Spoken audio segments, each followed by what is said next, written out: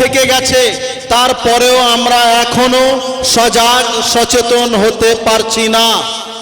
আল্লাহ সুবহানাহু তাআলা তার স্বীয় বাণীতে এই আমাদের মতো যারা আছে, বর্তমান যে সময় আমরা অতিক্রম করছি, কিয়ামতের পূর্ব মুহূর্তে ডোমসডে বা মহাপ্রলয়ের দিবস যখন অনুষ্ঠিত হবে, তার আগে যে যে ঘটনাগুলো ঘটবে, যে সময় আমরা অতিক্রম করব পূর্বে কিয়ামতে, এ সম্পর্কে স্বয়ং আল্লাহ সুবহানাহু তাআলা তার স্বীয় বাণীতে সূরা আরাফের 179 নম্বর আয়াতে দ্ব্যর্থহীন ভাষায় ঘোষণা করে দিয়েছেন যে, ওহে বিশ্ববাসী, কান খুলে শুনে রাখো, আমি আল্লাহ, আমি জান্নাত জাহান্নাম দুটোই সৃষ্টি করেছি। যারা তাদের জীবদ্দশায় দুনিয়ায় চলাফেরা করবে, ওঠা বসা করবে, দাম্পত্য জীবন যাপন করবে, ইনকাম করবে, সমস্ত কিছু আনন্দ ফুর্তি করবে, আমার আসমানের নিচে থেকে আমার জমিনের উপরে বিচরণ করে, যদি তারা আমি যে তাদের ক্রিয়েটার, আমি যে তাদের স্রষ্টা, আমি তাদের খালিক, আমি তাদের মালিক, আমি মহান স্রষ্টা আল্লাহ রাব্বুল আলামিন, আমাকে যদি তারা ইবাদত করে, উপাসনা করে, আমার হুকুম আমার ফরমান মেনে যদি তারা তাদের লাইফ স্টাইলটা সেইভাবেই অতিবাহিত করে, তাদের জন্য আমি আল্লাহ হেভেন, প্যারাডাইস, জান্নাত বা স্বর্গ তৈরি করে রেখেছি।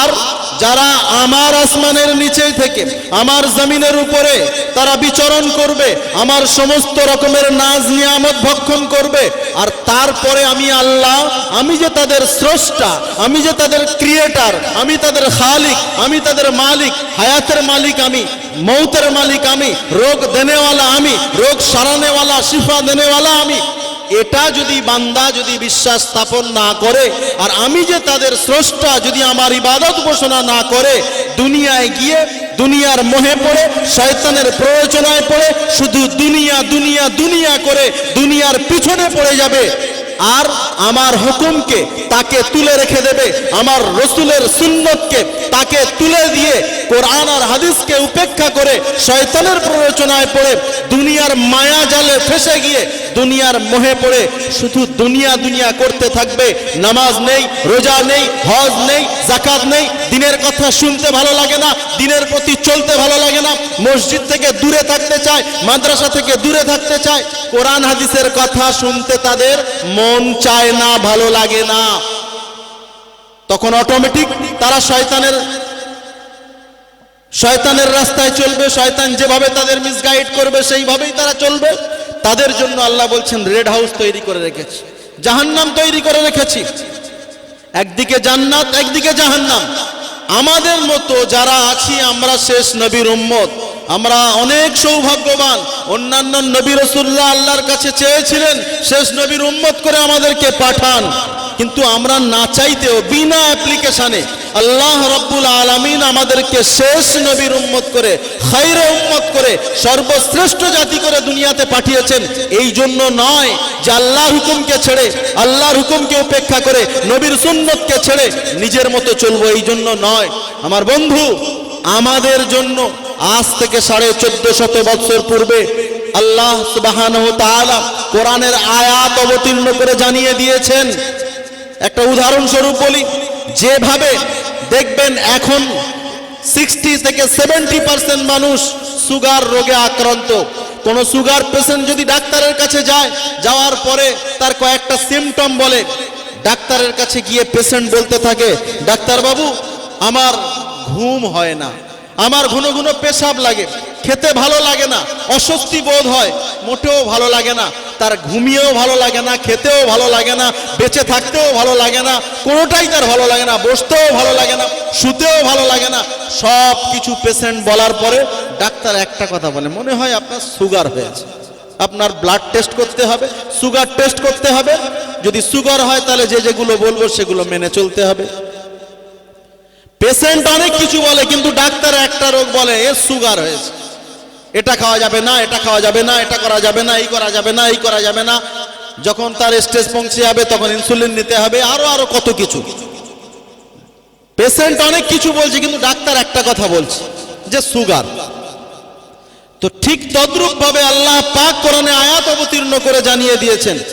আমরা তো কোরআন পড়ি না, কোরআনের অর্থওয়ালা কোরআন বাংলা ইংলিশ যেগুলো ট্রান্সলেট আছে, অনুবাদ আছে, যে কিনে একটু পড়ে দেখি যে আল্লাহর কালাম কি বলছে। আরবি না বুঝতে পারি, বাংলায় পড়ি, ইংরেজিতে পড়ি, হিন্দিতে পড়ি, যে ভাষা জানি সেই ভাষায় কিনে পড়ি।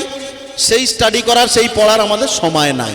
সে সময়টা মোবাইল দেখবো, টিকটক দেখবো, অন্য নাচ ড্যান্স হাঙ্গামা অন্য কিছু মোবাইলে ইউটিউব দেখে ফেসবুক টুইটার করে সময়টা অপচয় করব। আর নচেত গীবত গেল্লা করে সময়টাকে নষ্ট করব। মনে রাখবেন, আল্লাহ রাব্বুল আলামিন সার্টিফিকেট দিচ্ছেন যে আমরা যারা এখানে বসে আছি আমাদের প্রত্যেককেই আল্লাহ পাক অনেক কিছু অযাচিত নিয়ামত দিয়েছেন। তার মধ্যে শ্রেষ্ঠ 3টি নিয়ামতের কথা আল্লাহ পাক উল্লেখ করে বলছেন।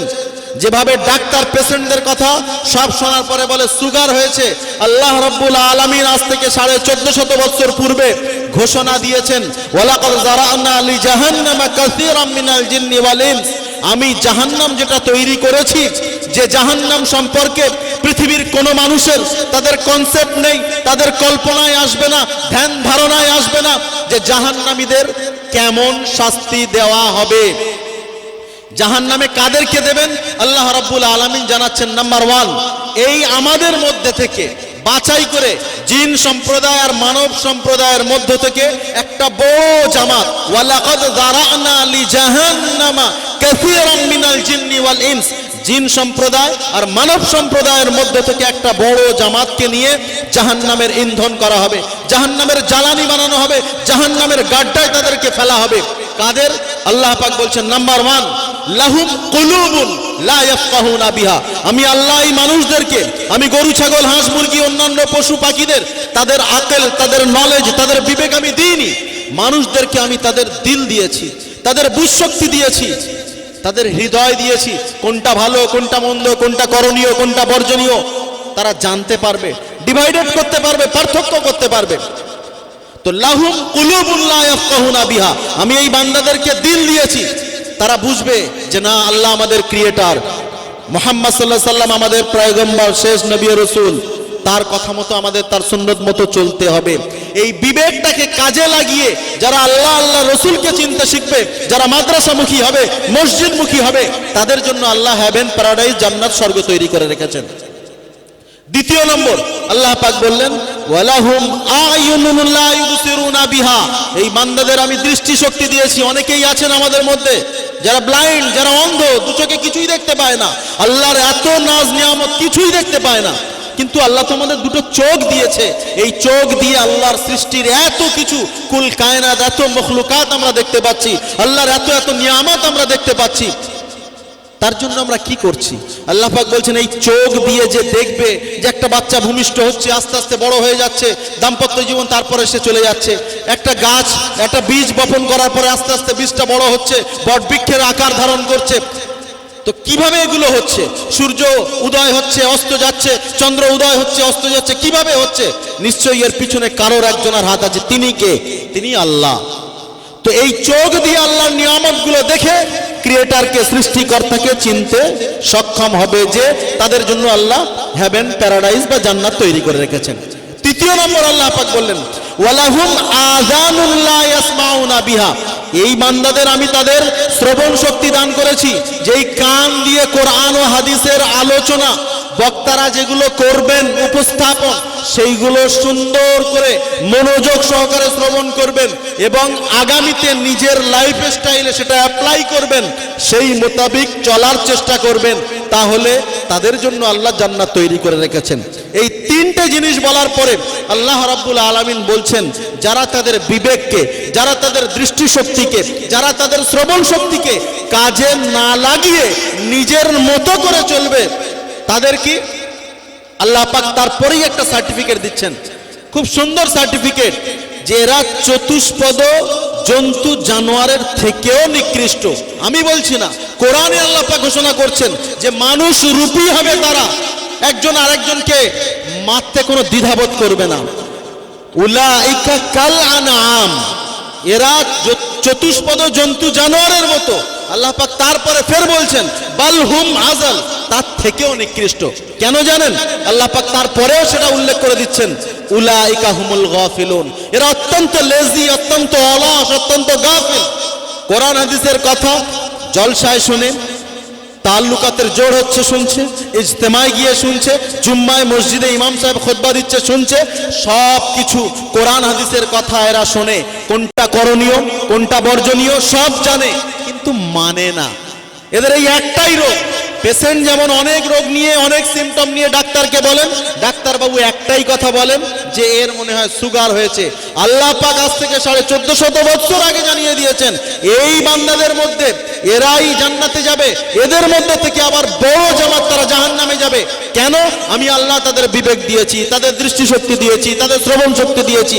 এগুলো দিয়ে যদি তারা আল্লাহকে চিনতে সক্ষম হয়, আল্লাহর রসুলকে চিনতে সক্ষম হয়, তাহলে তাদের জন্য জান্নাত। আর যদি এর উল্টোটা করে, তারা চতুষ্পদ জন্তু জানোয়ারের ন্যায়, তার থেকেও নিকৃষ্ট। আর তার একটাই কারণ, উলাইকা হুমুল গাফিলুন, এরা অত্যন্ত লেজি, অলস। এই অলসতার কারণে আল্লাহ পাক তাদেরকে জান্নাত দেবে না, তাদেরকে জাহান্নাম দিয়ে দেবে। কারণ তারা জানবে না, শিখবে না, শেখার চেষ্টাও করবে না যে আজকের এত সুন্দর একটা পরিবেশ যেখানে কোরআন ও হাদিসের আলোকে চমৎকার আলোচনা হবে, সেগুলোকে আমরা না শোনার ভান করে বাড়িতেই বসে আছি, রাস্তায় ঘোরাঘুরি করছি, অযথা সময় নষ্ট করছি। স্বয়ং আল্লাহ তাবারক ওয়া তাআলা তার স্বীয় বাণীতে ঘোষণা করে দিয়েছেন, যারা মুমিন হবে, যাদের ভিতরে ঈমানি পাওয়ার কিঞ্চিত পরিমাণ থাকবে, ইন্নামাল মুমিনুনা ইযা যুকিরাল্লাহু ওয়াজিলাত কুলুবুহুম ওয়া ইযা তুলিয়াত আলাইহিম যাদাতুহুম ঈমানান ওয়া আলা রাব্বিহিম ইয়াতাওয়াক্কালুন। যখন কোনো ঈমানদারের সামনে, যখন কোনো মুমিনের সামনে কোরআনের আয়াত তুলে তুলে বক্তারা যখন তার এক্সপ্লেনেশন করবেন, তার ব্যাখ্যা বিশ্লেষণ করবেন, তখন ওই শ্রোতা, ওই মুমিনদের তাদের ঈমানি পাওয়ার যা আছে তার থেকে আস্তে আস্তে বৃদ্ধি পেতে থাকবে।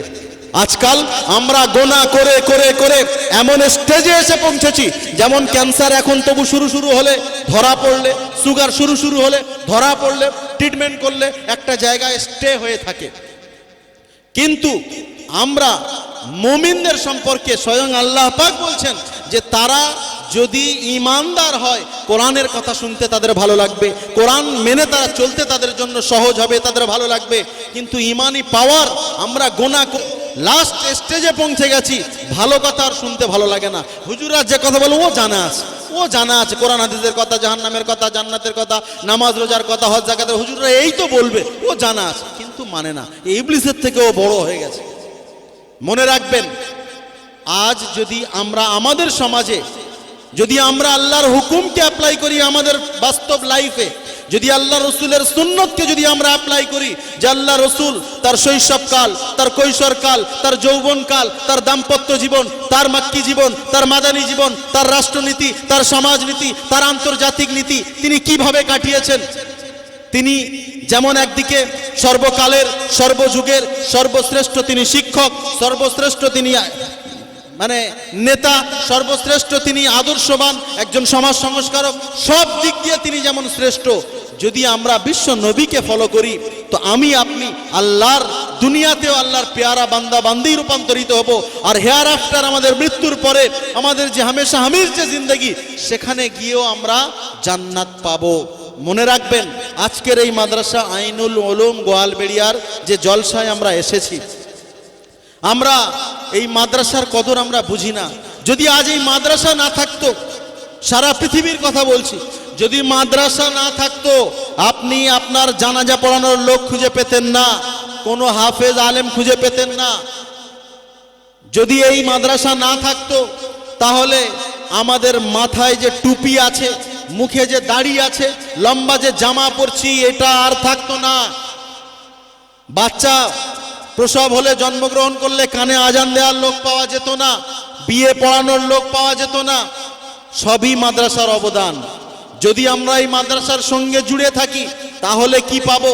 যদি মাদ্রাসার সঙ্গে আমরা গাদ্দারি করি, তালেবে ইলম এবং আসাতেজা কেরামদেরকে যদি আমরা কটু কথা বলি, তাদেরকে আমরা যদি ব্যঙ্গ বিদ্রুপ করে কোনো কথা বলি, তাহলে আমাদের কি হবে একটু ভাবা দরকার।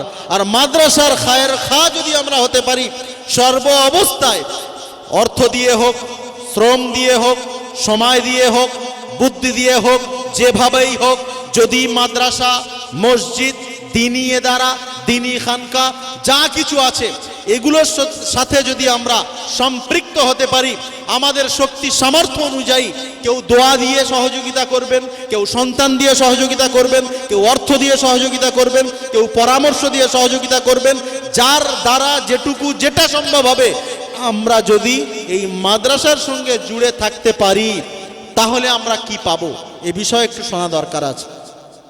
পরবর্তী বক্তা অনেক কিছু বলবেন লম্বা চওড়া। আমার সামনে 31 তারিখ রাতে চলে যাব ঢাকাতে, বাংলাদেশে প্রোগ্রাম আছে, সেই জন্য সময় বেশি নেব না।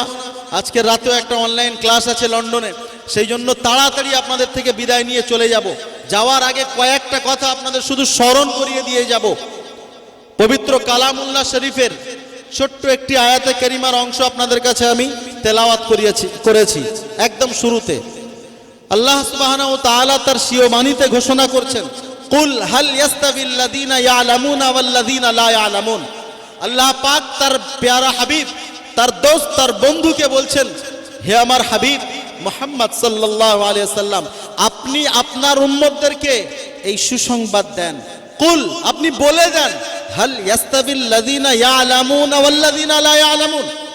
যার ভিতরে দ্বীনি শিক্ষা আছে, নলেজ আছে, এডুকেশন আছে, জ্ঞান আছে, যে কোরআন জানে, হাদিস জানে, কোরআন পড়তে পারে, নামাজ পড়াতে পারে, ইসলামী আকীদা সম্পর্কে, মাসলা মাসাইল সম্পর্কে যার নলেজ আছে, এই রকম যারা হাফেজে কোরআন, যারা আলিমে দিন, যারা মুফতিয়ানে কেরাম, যারা মুফাসসির, যারা মুআদ্দিদ, এই রকম যাদের ভিতরে দ্বীনি নলেজ আছে, দ্বীনি জ্ঞান আছে।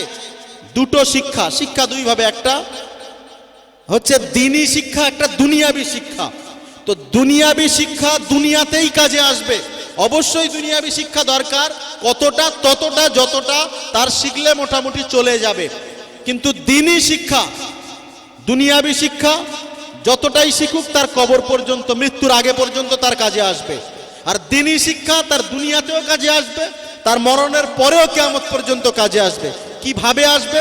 আল্লাহ রাসূল বলছেন যে এই আয়াতের ব্যাখ্যায় যে একজন শিক্ষিত মানে দ্বীনি শিক্ষায় শিক্ষিত, আর যে দ্বীন জানে না এই রকম একজন শিক্ষিত, সে master, doctor, barrister, professor, engineer যেই হোক আর যাই হোক, দুজনের কখনো আল্লাহর নিকট মর্যাদা এক হতে পারে না। মহান স্রষ্টা আল্লাহ রাব্বুল আলামিন তার স্বীয় বাণীতে ঘোষণা করে দিলেন, কুল হাল ইয়াস্তাবিল্লাযীনা ইয়ালামুনা ওয়াল্লাযীনা লা ইয়ালামুন। যারা আলেম হবে, হাফেজ হবে, কোরআনের জ্ঞান যাদের ভিতরে থাকবে, আল্লাহ রাব্বুল আলামিন তাদের অনেক সম্মান দেবেন, দুনিয়াতেও দেবেন, আখিরাতেও দেবেন। তার অনেক উদাহরণ আছে, যাক ওদিকে বেশি যাব না। মহান স্রষ্টা আল্লাহ রাব্বুল আলামিন তার হাবিব জানাবে মুহাম্মদুর রাসূলুল্লাহ সাল্লাল্লাহু আলাইহি ওয়াসাল্লামের পবিত্র জবান দ্বারা ঘোষণা করে দিয়েছেন যে নবী, আপনি আপনার উম্মতদেরকে বলে দেন, যারা এই মাদ্রাসা চালায়, যারা এই মাদ্রাসায় সহযোগিতা করে, যারা এই মাদ্রাসায় পড়ান, যে ছাত্ররা এখানে পড়ে, যারা অর্থ দিয়ে, সময় দিয়ে, শ্রম দিয়ে, বুদ্ধি দিয়ে মাদ্রাসার সর্ব অবস্থায় পাশে থাকে, তাদের জন্য আপনি সুসংবাদ শুনিয়ে দেন। আল্লাহ রাসূল সাল্লাল্লাহু আলাইহি ওয়াসাল্লাম তিনি আমাদেরকে সজাগ সচেতন করার জন্য জানালেন, ওগো আমার উম্মত, শোনো শোনো কি করতে হবে। আল্লাহ রাসূল সাল্লাল্লাহু আলাইহি ওয়াসাল্লাম তিনি আমাদেরকে অত্যন্ত সুন্দরভাবে আমাদেরকে জানিয়ে দিলেন যে আমার উম্মতরা শোনেন, যারা সহজে জান্নাতে যেতে চান তাদের করণীয় কি, তাদের কি কি করতে হবে। যারা সহজে জান্নাত পেতে চান, ও ভাই আমরা সবাই জান্নাতে যেতে চাই তো নাকি? সবাই জান্নাতে যাব ইনশাআল্লাহ। আজকের আমরা বক্তৃতা করছি, কেউ আপনারা শুনছেন, মোজাকারা হচ্ছে নিজেদের মধ্যে। আমাদের এই কথা আলোচনা শুনে অনেকে আমল করবেন, আমল করার কারণে অনেককেই আল্লাহ পাক জান্নাতে তাদেরকে প্রবেশ করাবেন ইনশাআল্লাহ। তো আজকের আমরা এই মাদ্রাসা আইনুল উলুম গোয়ালবেড়িয়ার জলসায় এসেছি, বাৎসরিক জলসায়। আপনারা জানেন মাদ্রাসায় জলসা বাৎসরিক হয় উন্নতিকল্পে, দস্তারবন্দি। আমরা যে যেমন পারি আমরা এটাকে কেন্দ্র করে সাহায্য সহযোগিতার হাত বাড়িয়ে দিই। আমরা চাই অর্থ দিই, চাই না দিই, এই মাদ্রাসার সঙ্গে যারা সম্পৃক্ত থাকবে তাদের সম্পর্কে দয়ার নবী, বিশ্ব নবী রাহমাতাল লিল আলামিন কি বলেছেন জানেন? তিনি বললেন যে সহজে যদি কেউ জান্নাতে যেতে চাও তাহলে তাদের জন্য 4টে কাজ করতে হবে। যে কোনো একটা। নাম্বার 1 আল্লাহ রসুল বললেন কোন আলিমান, 1 নম্বর আদেশ প্রত্যেকটা উম্মতকে বললেন তুমি আলেম হও, তাহলে সহজে জান্নাতে পৌঁছে যেতে পারবে। এদিক ওদিক করতে হবে না। কোরআন পাকের মধ্যে আল্লাহ পাক ঘোষণা দিলেন ইন্নামা ইয়াখশাল্লাহ মিন ইবাদিহিল উলামা, যে আল্লাহকে দেখে সব থেকে বেশি যারা ভয় করে তারা হলো এই ওলামা সমাজ।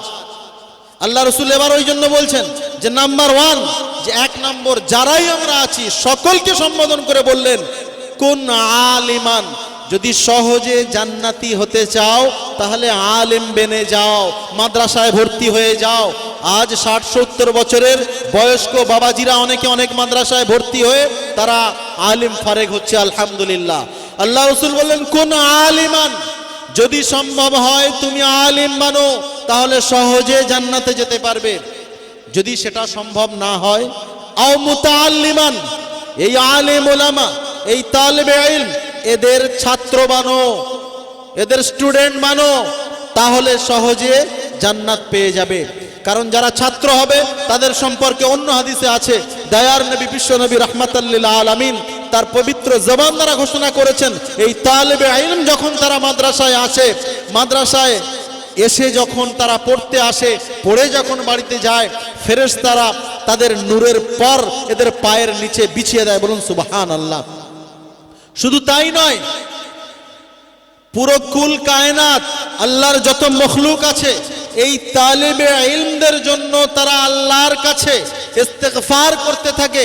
ইস্তাগফিরু লিল আলিমি মান ফিস সামাই ওয়া মান ফিল আরদ, আসমান আর জমিনের মধ্যে, চাই সে সমুদ্রের মধ্যে, পুকুরের মধ্যে যত রকমের আল্লাহর জীব জন্তু যা কিছু আছে সকলকেই সম্বোধন করে আল্লাহ রসুল বললেন যে আল্লাহর সমস্ত মখলুক এই মাদ্রাসার তালেবে ইলম যারা মাদ্রাসায় পড়ে, যারা পড়তে আসে, তাদের পায়ের নিচে যেমন ফেরেশতারা পর বিছিয়ে দেন, ঠিক তদ্রূপ ভাবে এদের দ্বারাই যদি কোনো ভুল ত্রুটি হয়ে যায়, শরিয়াত পরিপন্থী কোনো কার্যকলাপের সাথে যদি জড়িত হয়ে যায়, তো সারা পৃথিবীর সমস্ত মখলুক ইস্তাগফিরু লিল আলিমি মান ফিস সামা ওয়া মান ফিল আরদ হাত্তা হিতান ফি জাওফিল মা, আসমানে যত আল্লাহর মখলুক আছে, জমিনে যত আল্লাহর মখলুক আছে, পানির মধ্যে যত আল্লাহর মখলুক আছে, সকলেই আল্লাহর সমস্ত মখলুক এই আলেমদের দ্বারাই কোনো ভুল সংগঠিত হয়ে গেলে তার জন্য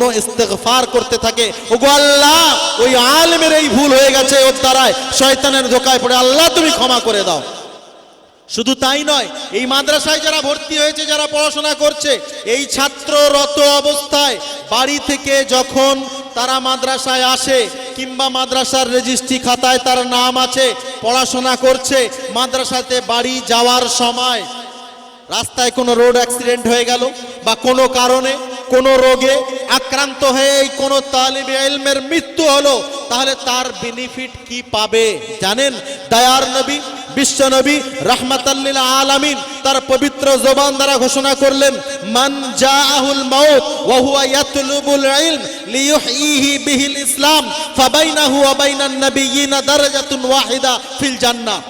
যে যারা ইলমে নববী শিক্ষার উদ্দেশ্যে, হাফেজে কোরআন হওয়ার উদ্দেশ্যে, আলিমে দ্বীন হওয়ার উদ্দেশ্যে, মাদ্রাসা শিক্ষার উদ্দেশ্যে যারা মাদ্রাসায় ভর্তি হলো, মাদ্রাসার তালিবে ইলমের খাতায় রেজিস্টারে তার নাম এখনো লেখা আছে, আর সেই অবস্থায় মাদ্রাসায় পড়াশোনা করার চলাকালীন যদি তার বাড়িতে হোক, গাড়িতে হোক, রাস্তায় হোক, মাদ্রাসায় হোক, যদি তার মৃত্যু হয়, তাহলে দয়ার নবী বিশ্ব নবী রাহমাতাল লিল আলামিন ঘোষণা দিলেন মান জাআহুল মাউত, যে আল্লাহর রাস্তায় ইলমে নববী শিক্ষার উদ্দেশ্যে আসলো আর তার মৃত্যু হলো, যে কোনো অবস্থায় সে ইলম শিক্ষা অন্বেষণ করার জন্য এসেছে আর শিখবে, শিখে সেটা প্রচার ও প্রসার করবে এই উদ্দেশ্যে নিয়ে, এই অবস্থায় যদি তার মৃত্যু হয় তাহলে কি পাবে?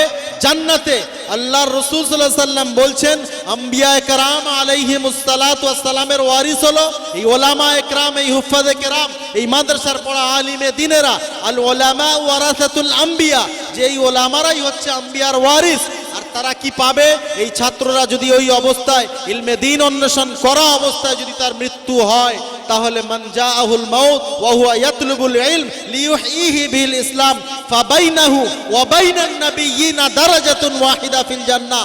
জান্নাতের মধ্যে এই তালিবে ইলম, এই হাফেজে কোরআন, এই আলিমে দিন যে দিন শিক্ষার প্রচার ও প্রসার করার উদ্দেশ্য নিয়ে এই অবস্থায় যদি তার মৃত্যু হয়, জান্নাতের মধ্যে আম্বিয়া কেরাম আলাইহিমুসসালাতু ওয়াসসালামের, রসুলগণ ও নবীগণের যে সম্মান আল্লাহ পাক দেবেন, সেই সম্মান এই তালিবে ইলমদেরকে দেবেন। শুধুমাত্র এতটুকু পার্থক্য থাকবে যে আল্লাহ পাক দুনিয়াতে নবীদেরকে নবুয়ত প্রদান করেছিলেন, আর এই তালিবে ইলমদেরকে তাদেরকে নবুয়ত প্রদান করেননি, এতটুকু পার্থক্য হবে। আর জানেন, যারা আজকের দেখছেন এই মাদ্রাসায় পড়াশোনা করে, এই এলাকাবাসীর ক্ষুদ্র ক্ষুদ্র দানে এবং দূর দূরান্ত থেকে যারা মাদ্রাসার পাশে সারা বছর সর্ব অবস্থায় সাহায্য সহযোগিতার হাত বাড়িয়ে দিয়েছেন, যার কারণে আজকের এই মাদ্রাসায় পড়াশোনা করে 8 জন ছাত্র হাফেজে কোরআন, যারা পুরো কোরআনের সূরা ফাতিহা থেকে নিয়ে শুরু করে 114টি সূরা নাস পর্যন্ত যারা হিফজ করেছেন, যারা আত্মস্থ করেছেন, তাদের সম্পর্কে একটুও বলি। সময় কম, তবু একটু বলি।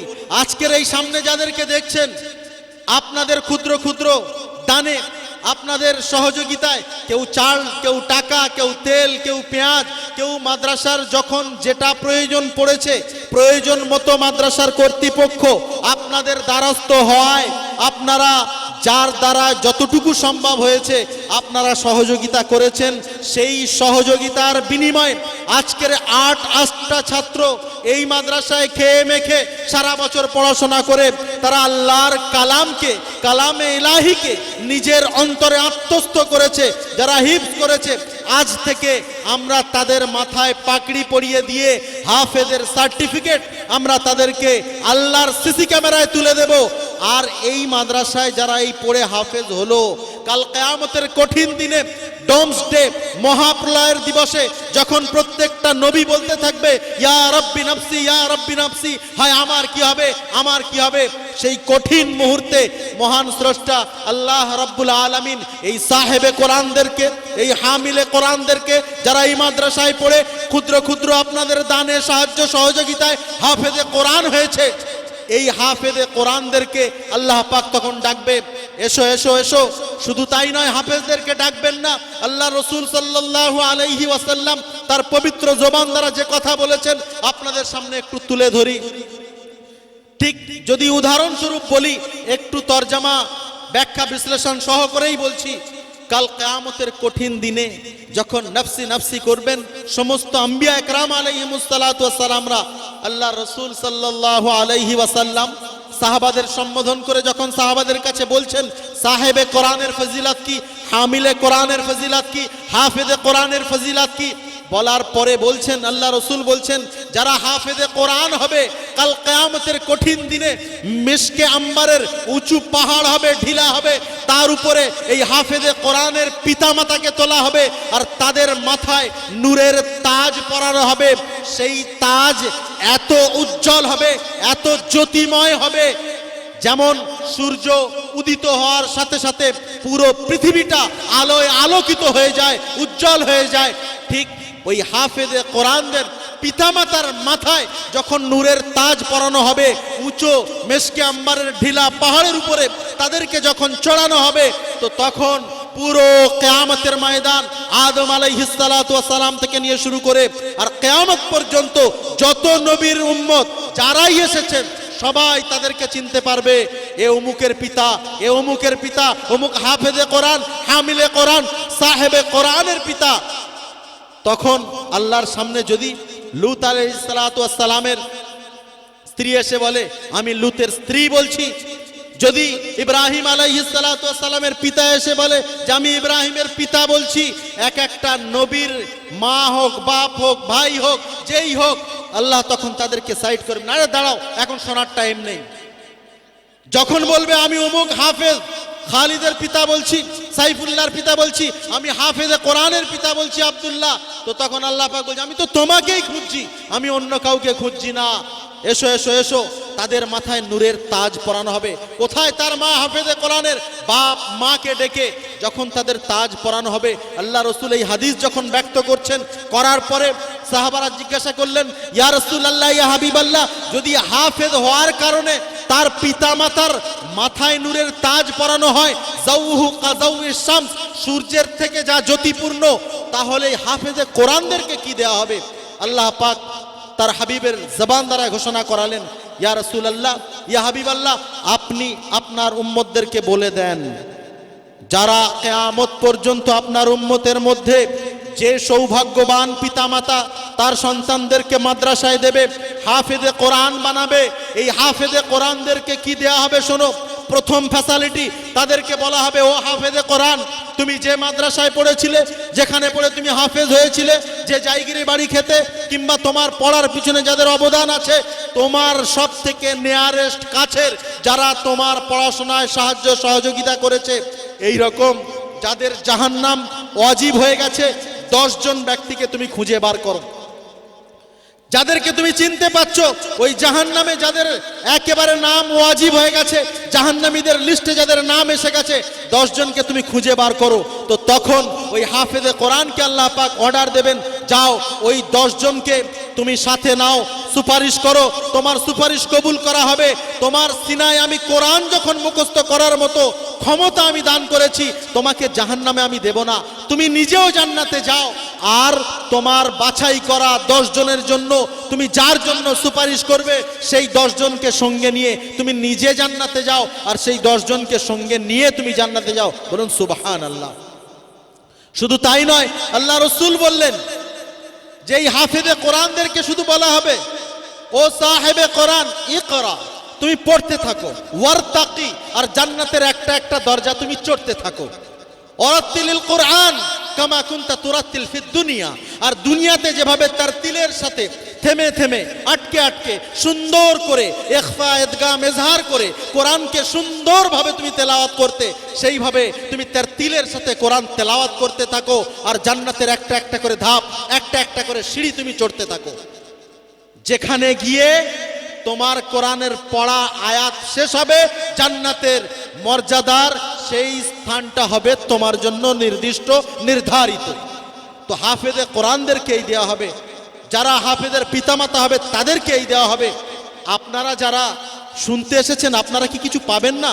শুনুন, এই হাফেজদের জন্য আল্লাহ রসুল বললেন, কোন আলিমান, 1 নম্বর তুমি আলেম হও, সহজে জান্নাতে যাবে। যদি সম্ভব না হয়, ও মুতাআল্লিমান, এই আলেম ওলামাদের ছাত্র মানো, এদের কাছে এসে পড়াশোনা করে কিছু শেখো, তাহলে সহজে জান্নাত পাবে। যদি সেটা সম্ভব না হয়, 3 নম্বর, আও মুস্তামিয়ান, এই আলেম ওলামা যারা হাক্কানি আলেম, কোরআন আর হাদিসের আলোকে যে আলোচনা করবে, সেগুলো অত্যন্ত মনোযোগ সহকারে শ্রবণ করো, আর সেই মতো চলার চেষ্টা করো, তাহলে সহজে জান্নাত পেয়ে যাবে।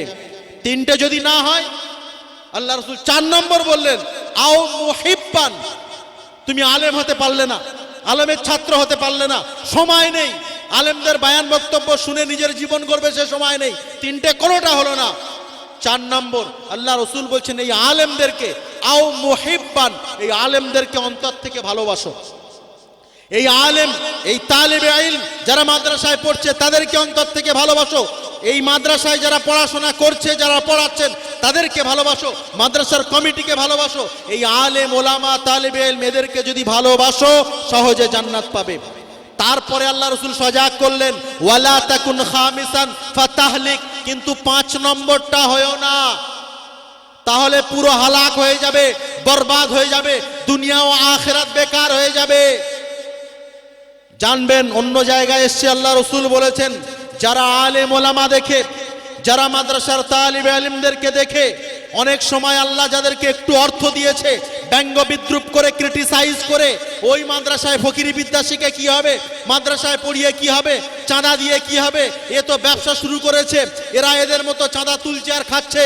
খবরদার, হুঁশিয়ারি দিয়ে যাচ্ছি, আল্লাহ রসুল ভবিষ্যৎবাণী করেছেন, যে বা যারা যত বড় হাজি হোক, গাজী হোক, আর যে যত বড় ধনাঢ্য হোক, আর 100 বার হজ করুক, যত বড় পয়সাওয়ালা হোক, যত বড় দিনের দায়ী হোক, যত বড় যেই হোক আর যাই হোক, যদি মাদ্রাসাকে নিয়ে যদি আলেমদেরকে নিয়ে, যদি হাফেজদেরকে নিয়ে, যদি তালেবে ইলমদেরকে নিয়ে কেউ ব্যঙ্গ বিদ্রুপ করে, ক্রিটিসাইজ করে কোনো কথা বলে, দয়ার নবী, বিশ্ব নবী তিনি ভবিষ্যৎবাণী করে গেছেন ওই ব্যক্তির যখন মৃত্যু হবে বেঈমান অবস্থায় তার মৃত্যু হবে।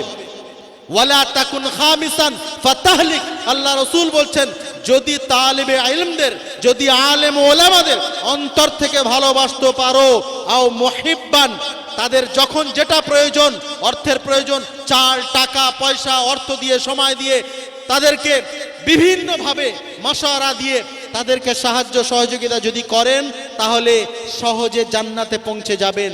আর যদি এর উল্টোটা করেন তাহলে কিন্তু দুনিয়ায় থেকে মনে মনে করছেন বিরাট আমলনামায় বিরাট কিছু করছেন, একটা কথায় সব বেকার হয়ে যাবে।